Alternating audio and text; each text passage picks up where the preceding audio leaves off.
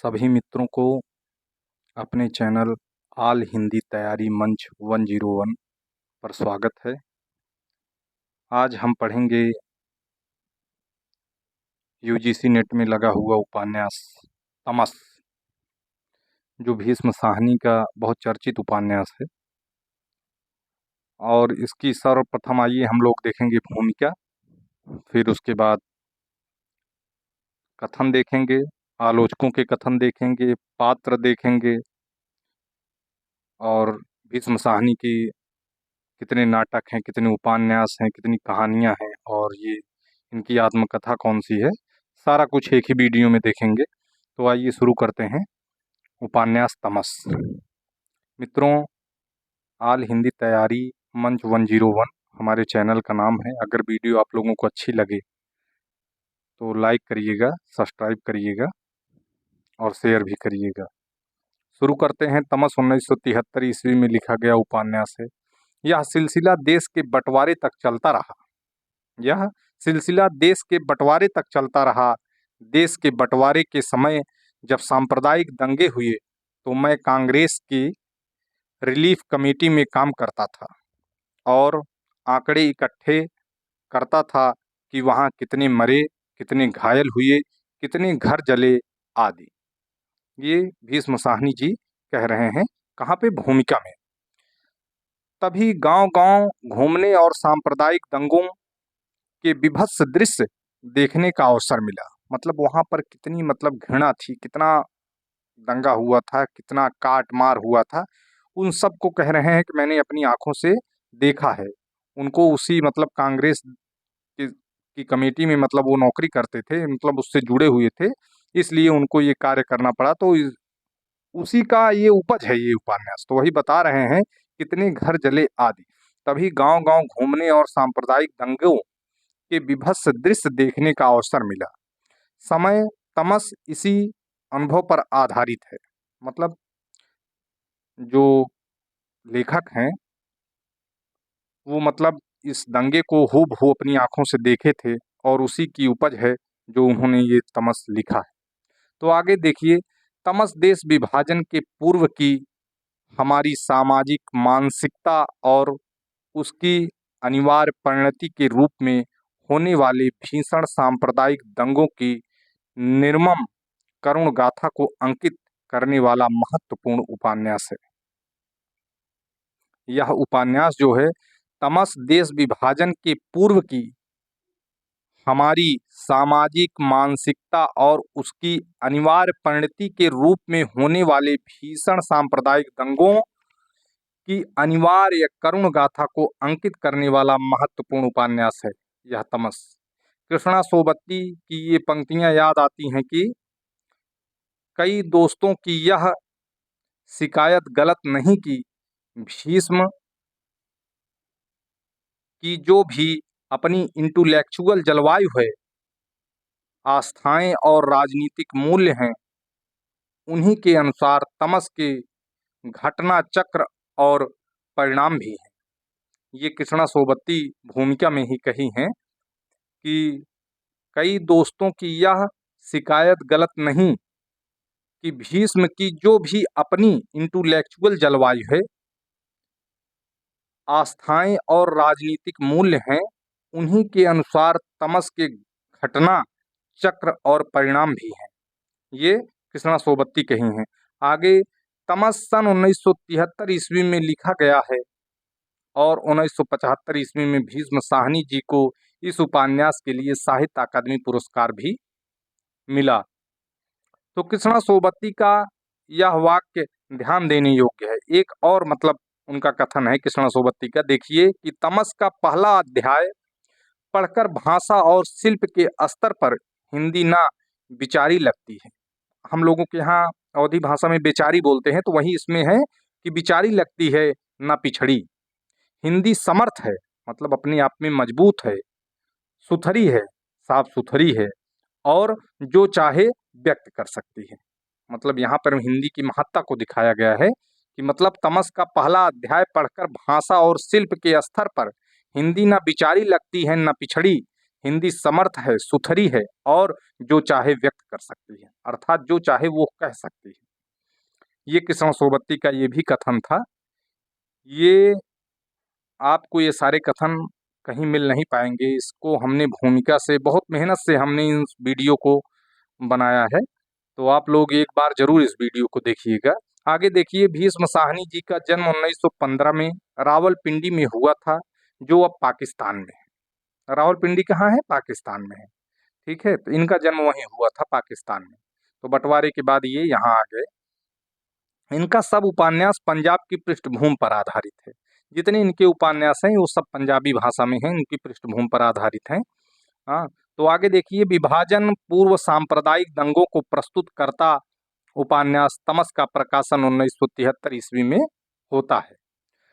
तमस में 5 दिनों के सांप्रदायिक दंगों की कहानी 2 खंडों में प्रस्तुत की गई है। जो तमस उपन्यास है, इसमें 5 दिन जो दंगा होता है, जो लड़ाई होती है, जो घटना घटती है, उसी का ये प्रारूप है, उसी का ये दस्तावेज है, जो ये तमस उपन्यास लिखा गया है। और ये उपन्यास 2 खंडों में विभाजित है। उपन्यास में जो 2 खंड हैं उसमें टोटल 21 प्रकरण हैं। 21 प्रकरणों में पहले खंड में 1 से 13 प्रकरण हैं, दूसरे में 14 से लेकर 21 तक हैं। तो आगे देखिए, हम लोग देखते हैं।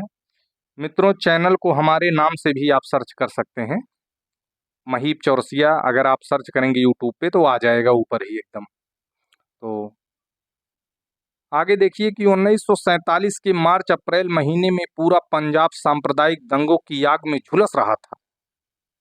1947 के मार्च अप्रैल महीने में पूरा पंजाब सांप्रदायिक दंगों की आग में झुलस रहा था। उसी का ब्यौरा इस उपन्यास में प्रस्तुत किया गया है, जो तत्कालीन समय में रावलपिंडी में घटित हुई थी। जो घटना रावलपिंडी में घटित हुई थी वही इसमें चित्रित हो रही है। उपन्यास का प्रारंभ नत्थू से होता है। नत्थू कौन है? नत्थू एक प्रकार मतलब उपन्यास का एक पात्र है, जो क्या है, चमार जात का है। और उसका कार्य क्या होता है? वो जानवरों की खाल निकालता है और उसको अपना बेचता है। वही उसका जीवन यापन करने का एक जीविका चलाने का तरीका है, उसका अपना बिजनेस है। तो देखिए, उपन्यास का प्रारंभ नत्थू से होता है। नत्थू जानवरों की खाल निकालने का कार्य करता है, इसलिए अंग्रेजी सरकार के चमचे मुराद अली ने 5 रुपए देकर नत्थू को सुअर मारने के लिए कहता है। कौन? मुराद अली। कौन है मुराद अली? ये अंग्रेजी सरकार जो है उसका एक चमचा है, उसका पिछुगिरुआ है, मतलब उसकी चापलूसी करता है, हाँ, उसकी खुशामद करता है हमेशा, मतलब उसका काम करने के लिए करता है। तो वही 5 रुपए किसको देता है? नत्थू को। नत्थू को 5 रुपए देकर एक सुअर मरवाता है। मुराद अली उस सुअर को मस्जिद की सीढ़ियों पर फेंकवा देता है। दंगा भड़काने का मेन मुद्दा कहाँ होता है? इसी मुराद अली से होता है। और उपन्यास का शुरुआत भी इसी मुराद अली से होता है, और उपन्यास का अंत भी, अगर आप लोग पूरा उपन्यास पढ़ेंगे तो उपन्यास का अंत भी इसी मुराद अली से होता है। जब दंगा बचाने का कार्य करने के लिए मेहता जी, बख्शी जी और तमाम लोग आते हैं, तो उसमें ये गाड़ी में पहले से ही बैठा रहता है, जिसमें 8 मुस्लिम होते हैं, 5 हिंदू होते हैं और 3 सिख लोग होते हैं। तो उसमें ये मुराद अली जो है गाड़ी में पहले से बैठा रहता है, जो दंगा बंद करवाने के लिए अपना मतलब नारेबाजी करते हैं। अगर ये आप लोग पूरा उपन्यास पढ़ेंगे ध्यान से तो आपको ये चीजें समझ में आएंगी। तो देखिए, चमचे मुराद अली ने 5 रुपए देकर नत्थू को सुअर मारने के लिए कहता है। मुराद अली उस सुअर को मस्जिद की सीढ़ियों पर फेंकवा देता है। इसी की प्रतिक्रिया में मुसलमानों द्वारा एक गाय मार दिया जाता है, जिससे हिंदू और मुसलमान दोनों में तनाव फैल जाता है और वही तनाव भीषण दंगे का रूप ले लेता है। देख लीजिए, इस मतलब दंगे का कारण क्या था कि वही एक मतलब गाय, एक पहले सुअर मारी जाती है जो मस्जिद की सीढ़ियों पर फेंकवा देता है मुराद अली, और फिर मुस्लिमों द्वारा एक गाय मारी जाती है। इससे जहाँ जहाँ ये बात फैलती है, गांव से लेकर शहरों तक पूरा ये दंगे का रूप ले लेती है। ये एक सांप्रदायिक दंगा बढ़ जाता है, आग भड़क जाती है। यही इस उपन्यास का मेन मुद्दा है। आगे देखिए, उपन्यास की मुख्य घटना है नत्थू और उसकी सीधी साधी पत्नी का प्रसंग है। उपन्यास वैसे तो निरर्थक मान लिया जाए, लेकिन इसमें जो घटनाएं हैं उपन्यास को मजबूत कर देती हैं। किसी समीक्षक ने लिखा है भूमिका में कि उपन्यास वैसे तो नीरस पड़ जाएगा, लेकिन इसकी जो घटनाएं हैं समय समय पर उपन्यास को आगे बढ़ा देती हैं, उपन्यास को चर्चित करती हैं, उपन्यास को ऊंची शिखर तक ले जाती हैं। तो देखिए और नत्थू और उसकी सीधी साधी पत्नी का प्रसंग है। कांग्रेस कमेटी के कार्यकर्ताओं की सामूहिक मानसिकता के को मूर्त करने वाला प्रसंग। अंग्रेज कलेक्टर रिचर्ड्स और उसकी पत्नी लीजा के घरेलू जीवन का प्रसंग। हरनाम सिंह के पुत्र इकबाल सिंह का दंगाइयों की चपेट में पड़ने और धर्म परिवर्तन करने का प्रसंग। हरनाम सिंह का शरण लेना, प्रकाशों का अपहरण।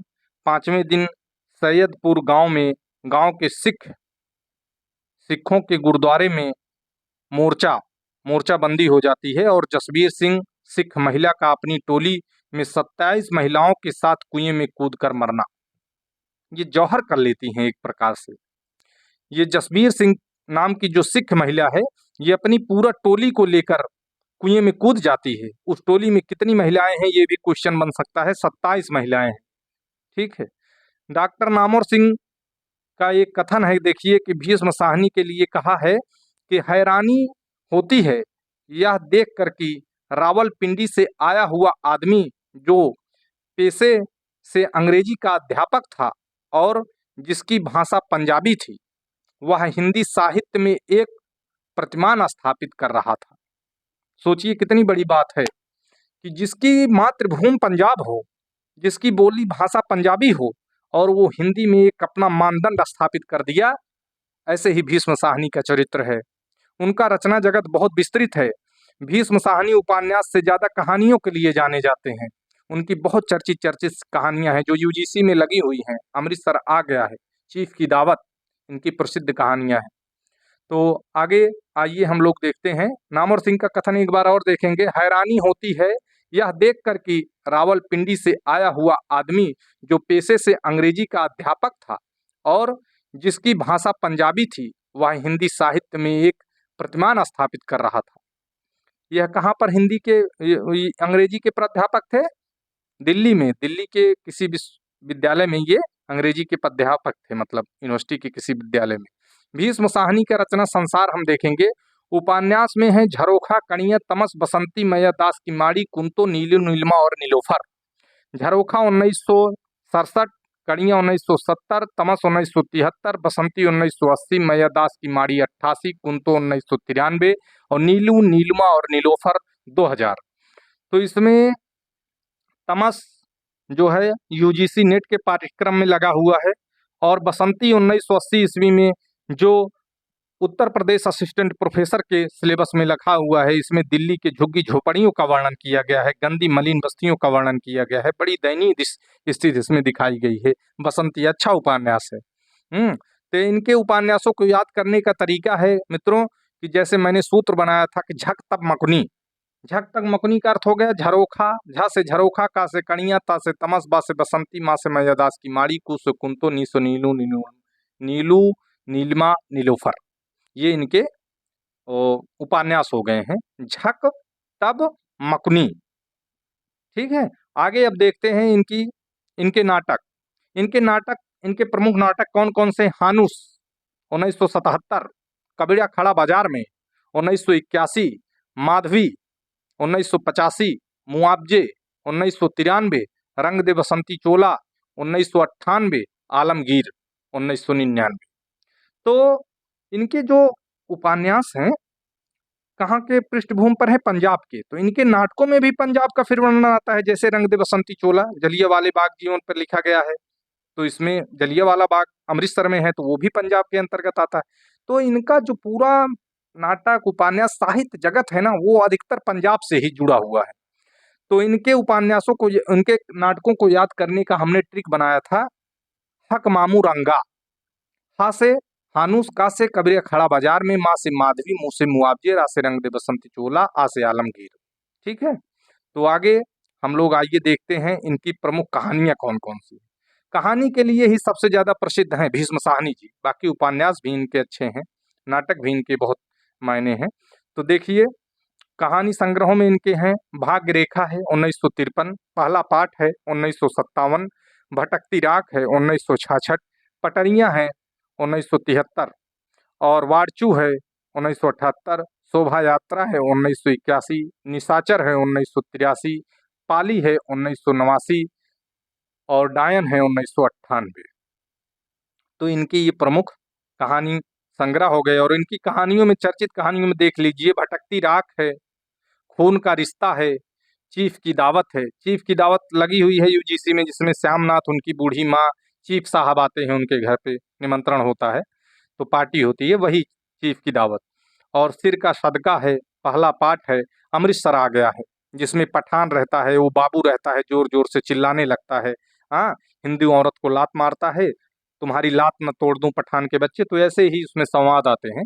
तो ये इनके चर्चित कहानियां। अमृतसर आ गया है किसमें किसमें संकलित है? पटरिया कहानी संग्रह में संकलित है ना। पटरिया इनकी कहानी संग्रह है 1973 ईस्वी में। ठीक है, आइए तो हम देखते हैं इनकी आत्मकथाएं कौन कौन सी। आज के अतीत 2003 ईस्वी में लिखी गई इनकी आत्मकथा है। और बलराज माय ब्रदर, बलराज साहनी जो मूवी बनाते थे वो इनके भाई थे ना, तो उनके ऊपर भी इनकी आत्मकथा ये है, बलराज माय ब्रदर। ठीक है, आगे अब हम देखेंगे गोपाल राय का कथन है। तो तो तमस उस अंधकार का द्योतक है जो आदमी की इंसानियत और संवेदना को ढक लेता है और उसे हैवान बना देता है। तम माने वैसे अंधेरा होता भी है। और तमस में देखिए गोपाल राय का कितना सुंदर कथन है कि तमस उस अंधकार का द्योतक है, अर्थात प्रतीक है, जो आदमी की इंसानियत और संवेदना को ढक लेता है और उसे हैवान बना देता है। नोट कर लीजिए, गोपाल राय का कथन है। पात्र, इसके प्रमुख पात्र हम लोग आज देखेंगे। इन समस्त मतलब जितने पात्र हैं, प्रमुख प्रमुख से लेके समस्त पात्रों को देख लेंगे हम लोग। कि जैसे पहला पात्रों में नत्थू आता है। नत्थू और मुराद अली से ही इस उपन्यास की शुरुआत होती है। तो नत्थू है चमार, जानवर की खाल निकालने का काम करता है, सामान्य वर्ग का प्रतिनिधित्व करने वाला ये पात्र है। मुराद अली है, अंग्रेजी सरकार का चमचा है। और रिचर्ड्स है, अंग्रेज प्रशासनिक अधिकारी है। लाला लक्ष्मी नारायण ही हिंदू महासभा के कार्यकर्ता हैं, स्वार्थी भी हैं। और रणबीर इन्हीं का पुत्र है, लक्ष्मी नारायण का पुत्र है। हरनाम सिंह है, सिख हैं, चाय की दुकान है। और हयात बख्श हैं, शाहनवाज हैं और देवदत्त हैं। रघुनाथ हैं, जर्नैल हैं। मेहता हैं, ये गोदान वाले मेहता नहीं है, इसमें भी एक पात्र है मेहता। लेकिन गोदान वाले जो मेहता हैं वो प्रोफेसर मेहता रहते हैं, दर्शन शास्त्र में प्रोफेसर रहते हैं, वो बड़े इंपॉर्टेंट हैं भाई ना। उनके द्वारा बहुत स्त्री विषयक सारे विचारधाराएं उन्हीं के द्वारा लगभग लगभग गोदान उपन्यास में पनपती हैं, उभरती हैं। और बख्शी जी हैं, इसमें एक पात्र हैं। शंकर लाल हैं, किशन सिंह हैं, एहसान अली हैं। आगे स्त्री पात्रों में लीजा है, रिचर्ड्स की पत्नी रहती हैं। नत्थू की एक पत्नी है, वो है बंतो है, हरनाम सिंह की पत्नी है। और जसवीर कौर है। और लक्ष्मी नारायण की पत्नी है, रघुनाथ की पत्नी है। अकरा एक है, स्त्री है। राजो है, एहसान अली की पत्नी है। हरनाम सिंह को पनाह देते हैं ये लोग, राजो राजो और एहसान अली की पत्नी है। राजो और एहसान अली हरनाम सिंह को मतलब अपने यहाँ रहने के लिए मौका देते हैं, पनाह देते हैं। ठीक है, और प्रकाशो है, एक ब्राह्मण युवती है, इसका भी अपहरण इसमें उपन्यास में दिखाया गया है, हुआ रहता है। इसमें साहनी जो हमने लिखा है, तो साहनी का मतलब सिक्का बदल गया, कृष्णा सोबती की जो कहानी है वो साहनी नहीं, भीष्म साहनी से है। हाँ? साहनी कृष्णा सोबती का जो सिक्का बदल गया है कहानी है, उसमें साहनी पात्र है एक, साहनी और साह। ठीक है मित्रों, अगर यह उपन्यास आप लोगों को अच्छा लगा हो तो जरूर लाइक करिएगा, शेयर करिएगा, सब्सक्राइब करिएगा। धन्यवाद।